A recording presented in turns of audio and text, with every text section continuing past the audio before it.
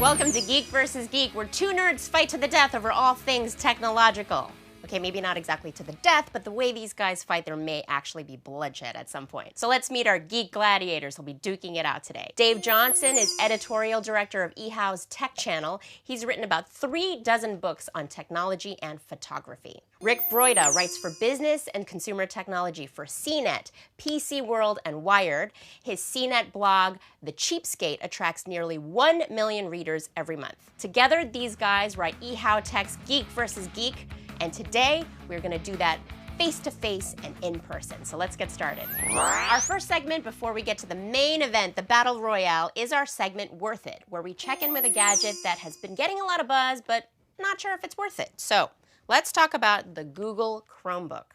Is it worth it? Yes, absolutely. So what the Chromebook is it's a $250 laptop, full-featured laptop. It's got, keyboard, screen, all that sort of good stuff, a trackpad, but it runs the Chrome operating system. It's not running Windows. It's not running the Mac OS or Linux or anything like that. So you get a browser window. You can do all the normal stuff that people would typically want to do without the added complexity of a full-featured laptop. Right, and by the same token, that's all you're getting is the Chrome OS, which by most definition is fairly limited in what you can do. Email, web browsing, just very basic stuff. It's great for, like, your mom. Yeah. What else does your mom need to do? She's going to play solitaire. She's going to surf the web. She's going to look at Facebook and maybe, like, write a letter, right? Something like that. First of all, leave my mom out of it.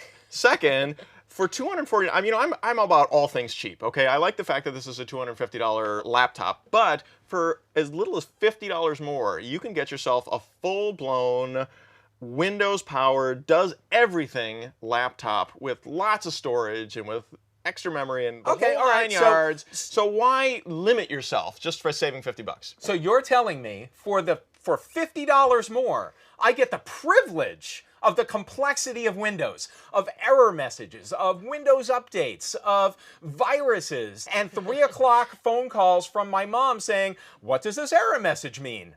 You may need to have a conversation with your mom because that's not right. All right, I think we figured out we're not sure if it's worth it. Dave says yes, it's worth it. Rick says no. Who won the argument? What do you guys think? Let us know on Twitter, Facebook, or email. Today we're talking about 3D printing. Is it revolutionary or a big yawn? Rick, what do you think? I think 3D printing is the next big thing. It's the coolest thing ever. For those unfamiliar with 3D printing, it's like a regular old printer, but with an extra D. In other words, you can create physical objects from nothing. Imagine a metal box about yay big that's in your home that you can create a cup or a spoon or a Lego brick or just about anything that you want, and you don't have to send away for it. You don't have to go to a store and buy it. You just print whatever you want. Awesome. I agree with you in principle because I do think it is a revolutionary technology, but 5 years is just too soon. You're saying that we already know the state of 3D printers today, and they are really hard to use. They're for hobbyists, and somehow this technology that's existed since the 1980s is going to dramatically improve enough in the next 5 years that we'll all be living on starships printing soup bowls. The problem is what you can actually print.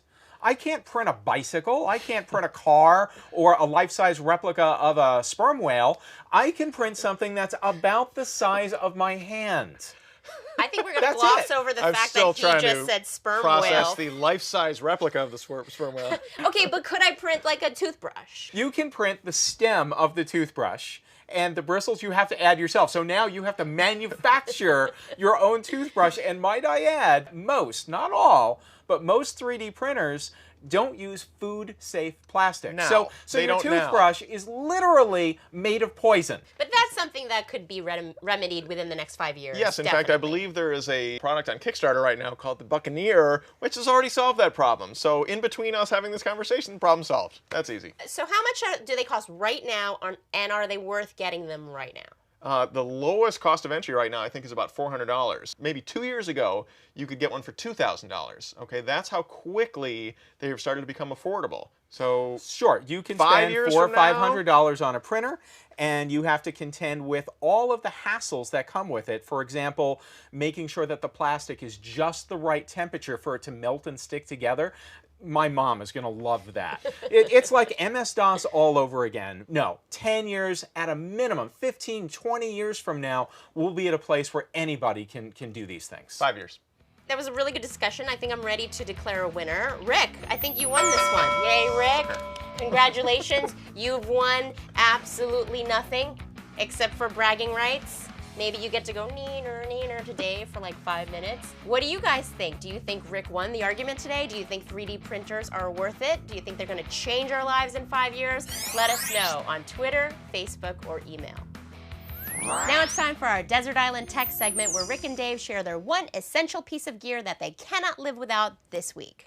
Rick, do you want to start? Absolutely. The one thing I'd like to have with me is a travel charger. And the one in particular that I really like is called the Geek MyCharge 6000. A couple things about it that I really love. For one, it plugs directly into an electrical outlet. So it recharges just by plugging in. You don't need a special cable, and you don't need to plug it into a USB port to recharge it. And it has built-in voice capability, so it will actually let you know if it's charged, if it's 50% charged, 75% charged. It'll say, charging is complete, and then you can unplug it. It's the Siri of chargers. Exactly. It'll be like, and hello. it will even do it in different languages. You can choose like 4 different languages, so you can do like Italian. Most chargers, you have to have this assembly of cords and tips and everything to make it compatible with your device, but the MyCharge 6000 has built-in cables for Apple 30-pin devices, so most iPhones and iPads and iPods and so forth, and it has a built-in micro USB connector, and they're just on arms that kind of flip out from it, so you don't have to worry about all these extra accessories that normally go with a travel charger. It's just little conveniences, but they add up to a lot, and I love this thing. It's my favorite travel charger. Does it have just a regular USB input, so I can take a USB cable and insert it? Why, yes, Dave, it does.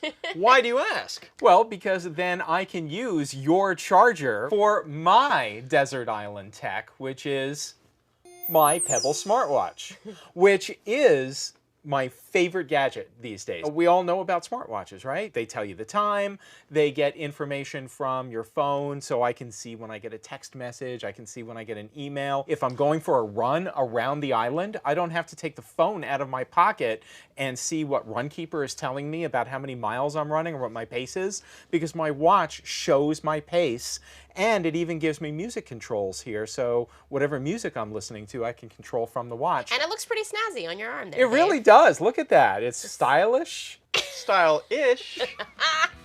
Well, that about does it for us here at Geek vs. Geek. Thanks so much for watching. What do you guys think of the show? We want to hear from you. Let us know on Facebook, Twitter, or email, and we'll see you next time on Geek vs. Geek.